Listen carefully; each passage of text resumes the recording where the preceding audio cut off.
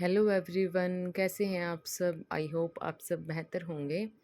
आज हम स्टार्ट करेंगे इंट्रोडक्शन टू साइकोलॉजी चैप्टर के प्रैक्टिस क्वेश्चंस। फर्स्ट क्वेश्चन है, psychology is best defined as the scientific study of. मनोविज्ञान को सबसे अच्छी तरह किस रूप में परिभाषित किया जाता है। ऑप्शन नंबर ए है सोल, आत्मा। ऑप्शन नंबर बी है माइंड, मन। ऑप्शन नंबर सी है बिहेवियर एंड मेंटल प्रोसेस, व्यवहार एवं मानसिक प्रक्रियाएं। ऑप्शन नंबर डी है ब्रेन, मस्तिष्क। तो इसका जो आंसर होगा वो होगा ऑप्शन नंबर सी, व्यवहार और मानसिक प्रक्रियाएं। कि मॉडर्न जो साइकोलॉजी है वो साइंटिफिकली स्टडीज बिहेवियर और मेंटल प्रोसेसेस। जो मॉडर्न साइकोलॉजी है उसको, उसका जो मतलब है, उसका जो मीनिंग है वो क्या माना जाता है, यही कि व्यवहार और मानसिक प्रक्रियाएं हैं, उन सब का जो अध्ययन है उसको ही मनोविज्ञान कहा जाएगा, या फिर मानव के व्यवहार का जो अध्ययन है वो साइकोलॉजी होती है।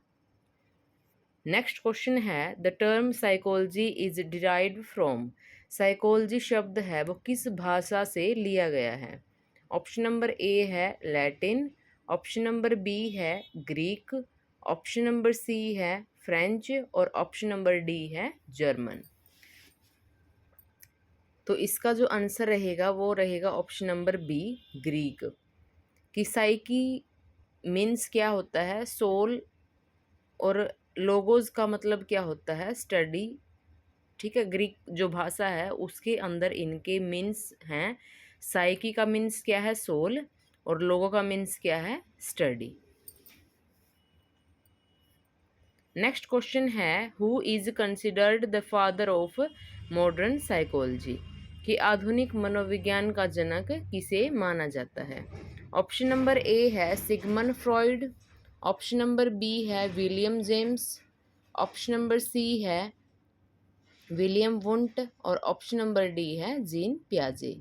तो इसका जो आंसर होगा वो होगा आंसर सी, विलियम वुंट। कि विलियम वुंट क्या है, establish the first psychology laboratory in 1879। हमने की पॉइंट्स में भी पढ़ा था कि जो विलियम वुंट है उन्होंने पहली जो साइकोलॉजी लेबोरेटरी है वो कब खोल ली थी, 1879 में। नेक्स्ट क्वेश्चन है, the first psychology laboratory was establish in. कि प्रथम जो मनोविज्ञान की प्रयोगशाला है उसकी स्थापना कहाँ हुई थी। ऑप्शन नंबर ए है पेरिस। ऑप्शन नंबर बी है लंदन। ऑप्शन नंबर सी है लिप्जिंग, जर्मनी। और ऑप्शन नंबर डी है वियना में। तो इसका जो आंसर रहेगा वो रहेगा ऑप्शन नंबर सी, लिप्जिंग शहर है जर्मनी का, उसके अंदर जो मनोविज्ञान की पहली प्रयोगशाला है उसकी स्थापना की गई थी। नेक्स्ट क्वेश्चन है, which method involves careful observation without manipulation. कौन सी विधि है उसमें बिना हस्तक्षेप के सावधानीपूर्वक अवलोकन किया जाता है। ऑप्शन नंबर ए है experimental method. Option number B है observation method. Option number C है सर्वे मेथड। और ऑप्शन नंबर डी है क्लिनिकल मेथड। तो इसका जो आंसर रहेगा वो रहेगा option number B, observation method. कि बिना हस्तक्षेप के सावधानी पूर्वक जो अवलोकन किया जाता है, हम किसी भी चीज़ को, किसी भी स्थिति को ऑब्जर्व करके आसानी से कर सकते हैं। नेक्स्ट क्वेश्चन है, psychology became an independent discipline in. तो मनोविज्ञान क्या है कि एक स्वतंत्र विषय के रूप में कब स्थापित हुआ था। ऑप्शन नंबर ए है 1779। ऑप्शन नंबर बी है 1879। ऑप्शन नंबर सी है 1979। और ऑप्शन नंबर डी है 1679। तो इसका जो आंसर रहेगा वो रहेगा ऑप्शन नंबर बी, 1879। जो मनोविज्ञान है वो एक स्वतंत्र विषय के रूप में स्थापित हो गया था। पहले वो किसी न किसी का भाग हुआ करता था, लेकिन फिर वो 1879 में एक अलग से विषय बन गया था।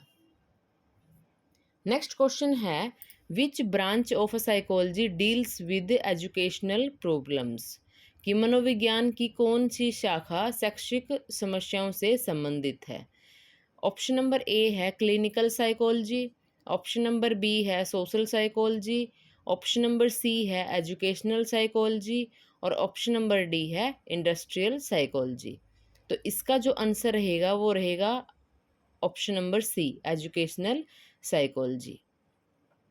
तो एजुकेशनल साइकोलॉजी में क्या है कि शैक्षिक जो समस्याएं हैं, एजुकेशनल प्रॉब्लम्स हैं, उनसे ये संबंधित है। कौन सी शाखा संबंधित है? Educational psychology. नेक्स्ट क्वेश्चन है the method in which the individual reports his own mental experiences is called, कि जिस विधि में व्यक्ति अपने मानसिक अनुभवों का स्वयं वर्णन करता है उसको क्या कहते हैं।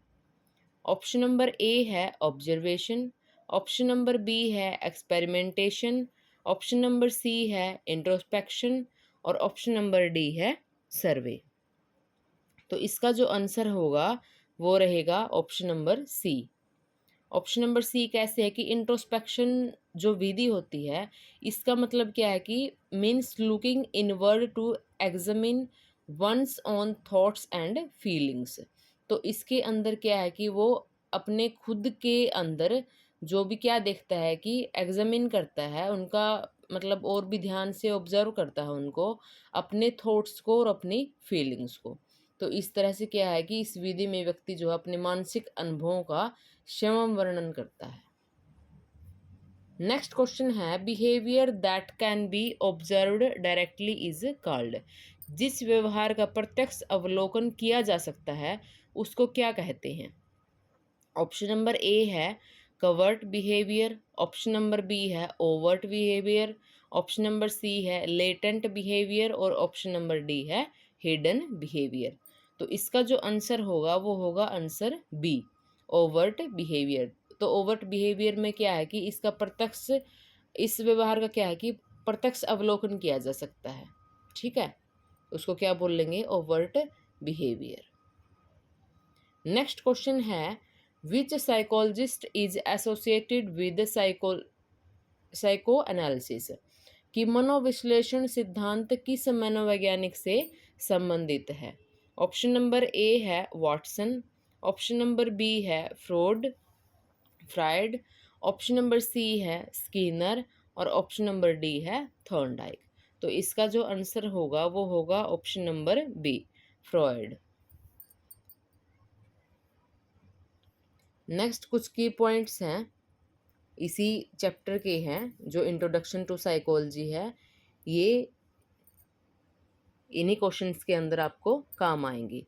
कि फादर ऑफ रियल साइकोलॉजी कौन है? William won't. Father of practical psychology William Wundt हैं। 1879 में जो पहली जो साइकोलॉजिकल लेबोरेटरी वर्ल्ड में स्थापित की गई थी या फिर खोली गई थी, वो लिप्जिंग शहर जर्मनी में खोली गई थी। वो किसने खोली थी? विलियम वुंट ने। Father of educational psychology Thorndike हैं। Father of modern psychology William James हैं। फादर ऑफ साइकोलॉजी एरिस्टोटल, और एरिस्टोटल या फिर अरस्तु को बोला जाता है। First to use the word psychology, जो शब्द है साइकोलॉजी, सबसे पहले इस शब्द का प्रयोग किसने किया था? रुडोल्फ गोल्काई ने। साइकोलॉजिया एक बुक है, वो भी रुडोल्फ गोल्काई के द्वारा लिखी गई है।